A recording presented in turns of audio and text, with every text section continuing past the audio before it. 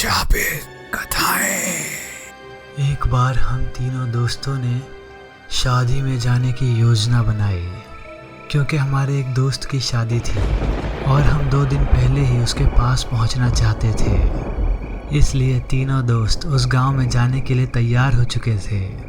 तीनों दोस्तों ने बस से जाने की योजना बनाई थी, क्योंकि इससे हमें थोड़ा आराम महसूस होने वाला था। जाने वाले दिन के समय हम तीनों एक साथ इकट्ठा हुए और बस में बैठ गए। बस स्टेशन से गांव से लगभग 10 किलोमीटर की दूरी पर था। वहीं से हमें किसी साधन का प्रयोग करके गांव में पहुंचना था। पूरे दिन के बस के सफ़र से बहुत ज़्यादा थक चुके थे और जब बस स्टेशन पर पहुंचे तो हम तीनों दोस्त उतर गए और उस गांव में जाने के लिए साधन को ढूंढने लगे। लेकिन हम उस गांव में जाने के लिए बहुत देरी से पहुंचे थे, क्योंकि रात के 10 बज चुके थे और कोई भी साधन हमें नहीं मिलने वाला था। जब एक आदमी से पूछा कि यहाँ पर कितने बजे साधन मिलता है, तब उस आदमी ने कहा कि सुबह 10 बजे से शाम के 4 बजे तक आपको इस गांव में जाने के लिए साधन मिल सकता है। तीनों दोस्त ये सोचने लगे कि अगर हम कल सुबह का इंतज़ार करते हैं तो भी हमें 10 बजे से पहले साधन वहाँ के लिए नहीं मिलेगा। अगर हम अभी चलते हैं तो हम रात के 12 या 1 बजे तक गांव पहुंच जाएंगे। 2 दोस्त इस बात के लिए मान गए थे, लेकिन एक दोस्त कह रहा था कि रात का सफ़र करना ठीक नहीं होगा, इससे हमें परेशानी हो सकती है। तभी दोनों दोस्तों ने बोला कि तुम हमेशा डरते रहते हो, रात के समय में कोई परेशानी नहीं होगी, हम आराम से पहुंच जाएंगे और सुबह तक का इंतज़ार भी नहीं करना पड़ेगा। बात तो ठीक लग रही थी, लेकिन अब रात का सफ़र ठीक नहीं हो सकता है, इसी वजह से मैं कह रहा था। लेकिन जब दोनों दोस्तों ने कहा कि अभी चलना है, तब तीसरे दोस्त ने चलने की तैयारी कर ली थी। उसके बाद जो हमारे साथ हुआ उसको हम कभी नहीं भुला सके और कभी भी रात का सफ़र हमने नहीं किया।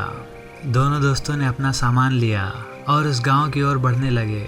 रास्ता बहुत लंबा था, तकरीबन 10 किलोमीटर की दूरी तय करनी थी, उसके बाद गांव में पहुंच सकते थे। अभी हमें चलते चलते 1 घंटा हुआ था और अभी काफ़ी समय बाकी था। हम लगातार चल रहे थे। अब दूरी लगभग 3 किलोमीटर की ही रह गई थी और हम गांव में पहुंच जाते। तभी हम तीनों दोस्तों को एक आवाज़ सुनाई दी, लेकिन ये आवाज़ किसकी थी कोई पहचान नहीं पा रहा था और हमें कुछ भी दिखाई नहीं दे रहा था। अभी हम थोड़ा ही आगे बढ़े थे तो हमें और आवाज़ें सुनाई दे रही थी और हम ये सोच रहे थे कि ये आवाज़ कहाँ से आ रही है, हमें देखना चाहिए। लेकिन वहाँ पर कोई भी नज़र नहीं आ रहा था, क्योंकि अंधेरा बहुत ज़्यादा हो चुका था। उस आवाज़ से बहुत ज़्यादा डर लग रहा था, क्योंकि कोई भी दिखाई नहीं दे रहा था। हम तीनों बहुत ज़्यादा डर गए थे। वो आवाज़ कहाँ से आ रही है, क्योंकि कोई भी नज़र नहीं आ रहा है। हम तीनों दोस्त बहुत ज़्यादा घबरा चुके थे, क्योंकि जब कोई नज़र नहीं आता और उसकी आवाज़ आती है तो घबराहट होती है। क्योंकि यह रात का समय था और लगभग 11 बज चुके थे। उसके बाद तीनों दोस्तों ने कहा कि हमें यहाँ से चलना चाहिए, अगर यहाँ पर ज़्यादा रुकेंगे तो हो सकता है मुसीबत में पड़ जाएं।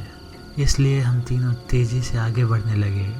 तभी हमने महसूस किया कि हमारे पीछे कोई और चल रहा है, जिसके कदमों की आवाज़ हमारे कदमों के साथ चल रही है। जब हम रुक जाते हैं तो वो भी रुक जाती है, लेकिन पीछे कोई भी नहीं होता है। ऐसा कैसे हो सकता है? उसके बाद हमने कहा कि अब हमें भागना चाहिए, क्योंकि हमें नहीं पता कौन है, लेकिन उनके साथ आवाज़ भी थी जिससे ही भाग रही थी। ऐसा लग रहा था कि जितनी तेज़ हम भागते हैं उतनी तेज़ी से कोई हमारा पीछा कर रहा है, लेकिन वो कौन हो सकता है? इसलिए हमें बहुत ज़्यादा डर लग रहा था।